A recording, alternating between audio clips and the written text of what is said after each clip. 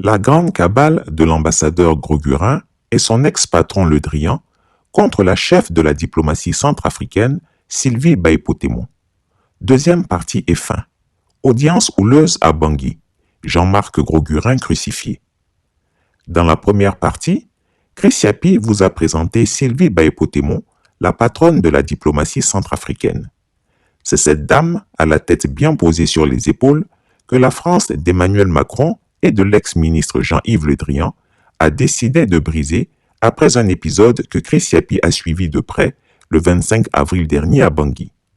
La ministre centrafricaine des Affaires étrangères a reçu pendant près de 4 heures d'horloge l'ambassadeur français à Bangui, Jean-Marc Grosgurin. Selon mon carnet de notes, l'audience a duré exactement 3 heures et 40 minutes. Un duel en tête-à-tête suivi par leurs conseillers ébahis. Un entretien chaud, houleux et poignant qui s'est conclu par une déclaration laconique et policée des deux personnalités à l'issue de l'audience. Un festival de vérités crues qui ont failli provoquer une crise cardiaque de l'ambassadeur français qu'on a vu perdre toutes les os de son corps séance tenante. Au nom de Dieu, ce n'était pas facile pour le néocolon local qui débarqua à Bangui en croyant arriver dans le vieux gouvernorat équatorial de ses prédécesseurs au casque blanc. Selon les comptes rendus de l'audience que Chris Yapi a pu obtenir grâce à ses entrées à l'ambassade de France, la ministre centrafricaine a d'abord patiemment laissé le très autosuffisant ambassadeur Grosgurin faire son numéro. Tout y est allé comme à son habitude. L'ambassadeur français reproche aux autorités centrafricaines d'avoir choisi la coopération privilégiée avec la Russie et Wagner en lieu et place de l'amitié traditionnelle franco-centrafricaine. Il s'est même plaint que par la faute du Centrafrique, le Cameroun voisin soit aussi contaminé par la Russie et Wagner. L'ambassadeur Grosgurin reproche au régime centrafricain de ne pas dialoguer avec les rebelles de la CPC et notamment de ne pas les introduire dans le gouvernement d'union nationale. Il accuse le Centrafrique d'être responsable des suspensions de l'aide française au développement, des décaissements du FMI et de la Banque mondiale, des aides financières européennes, etc., en raison de sa non-coopération avec le cadre tracé par la France. L'ambassadeur Grosgurin reproche au régime du président Touadéra de mener et participer à une campagne de désinformation contre la France. Il lui reproche d'être associé à Wagner dans les réseaux sociaux pour salir l'image de marque de la sacro-sainte France. Il se plaint enfin que le Centrafrique ait refusé des visas à certains officiels français qui voulaient se rendre en mission en Centrafrique et que le Centrafrique refuse à maintenir des libéralités immobilières que la France a souvent eues dans ce pays. En fait, Bangui répondait aux mesures imposées par la France elle-même. Cet ambassadeur n'a pas hésité à conclure que si le régime Touadéra ne change pas de braquet, la diète noire se poursuivra contre le Centrafrique. La France, le FMI, la Banque mondiale, l'Union européenne, les clubs de Paris, de Washington et de Londres continueront de leur couper les vivres et tant pis pour les conséquences. Après cette longue litanie écoutée silencieusement par la chef de la diplomatie centrafricaine, qui de temps à autre notait les grandes lignes de l'intervention de son hôte, ce fut le tour de l'accueillante de cueillir l'impertinent diplomate. À propos de la coopération avec la Russie et de la propagande anti-Wagner, la ministre Baïpotémon a demandé à l'ambassadeur Grosgurin de s'en tenir à son domaine de compétence. Elle l'a aussi exhorté à guérir de sa russophobie, car la Russie a autrefois aidé la France à se libérer du nazisme.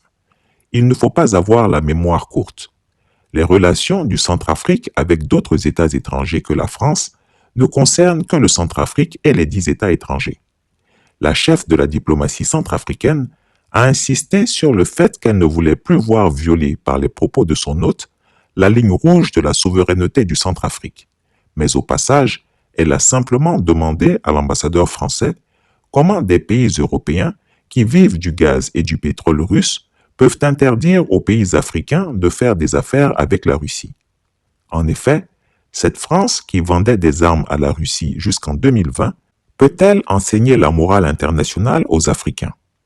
Enfin, Sylvie Baïpotémon a demandé à Grosgurin de constater que c'est le ministre de la Défense du Cameroun qui a signé un accord avec le ministre de la Défense de la Russie exactement comme cela s'est passé en Centrafrique.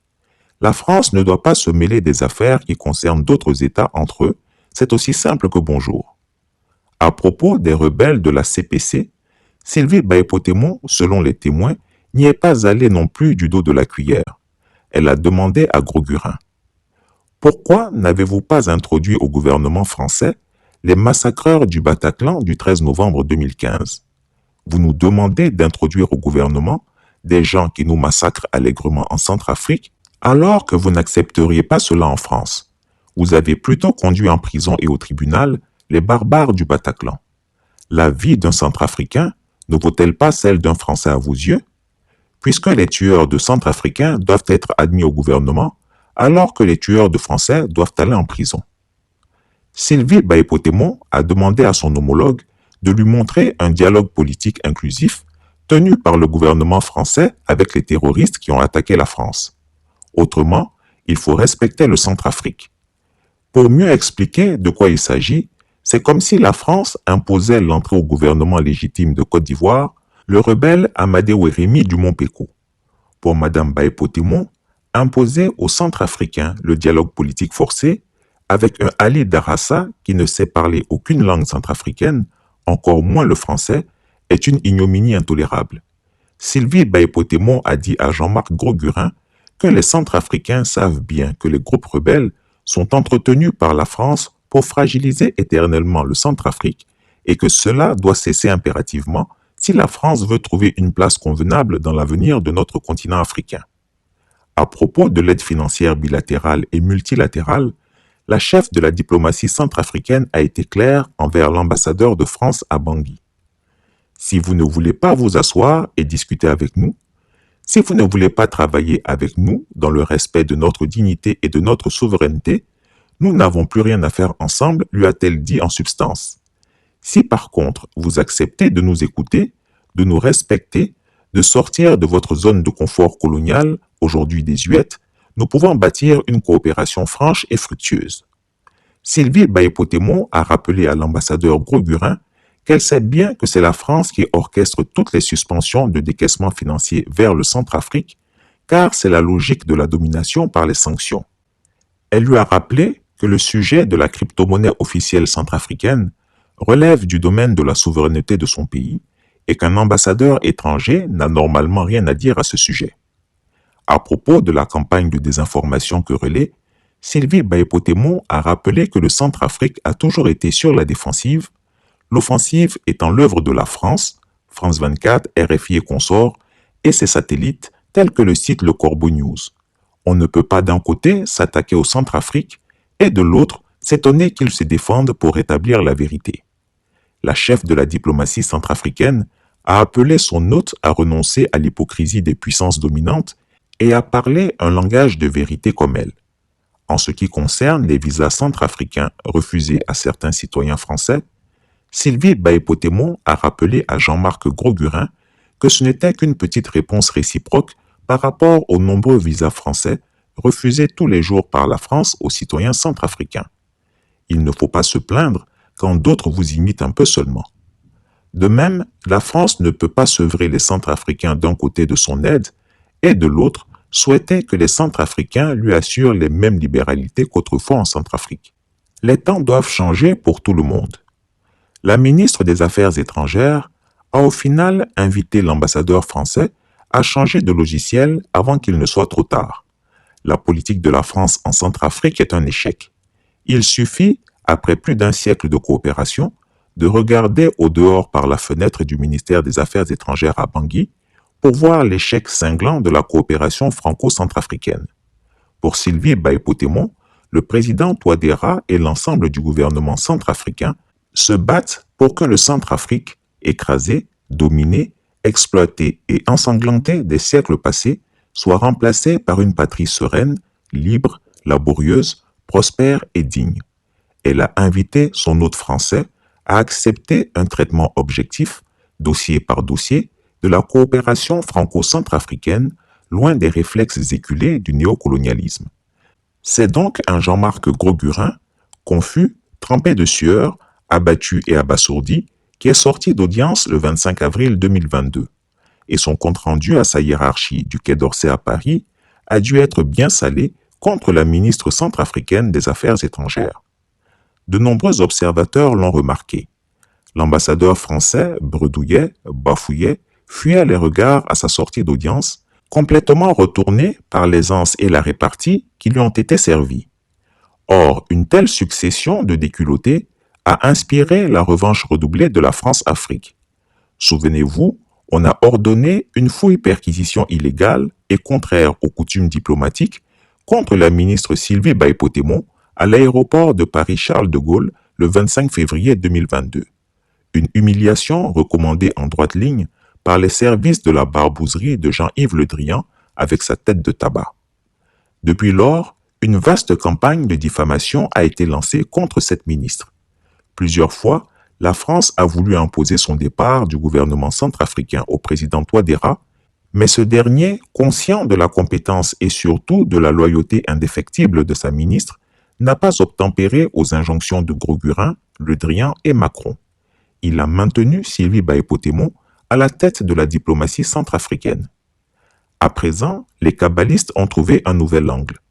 Inventer des affaires imaginaires montées de toutes pièces pour ébranler la sérénité de la ministre et la faire basculer dans la gadoue des attaques et des contre-attaques personnelles dont raffole la presse à sensation. Les intrigants de tout poil, y compris des jaloux locaux, sont ainsi entrés dans la danse des sorciers.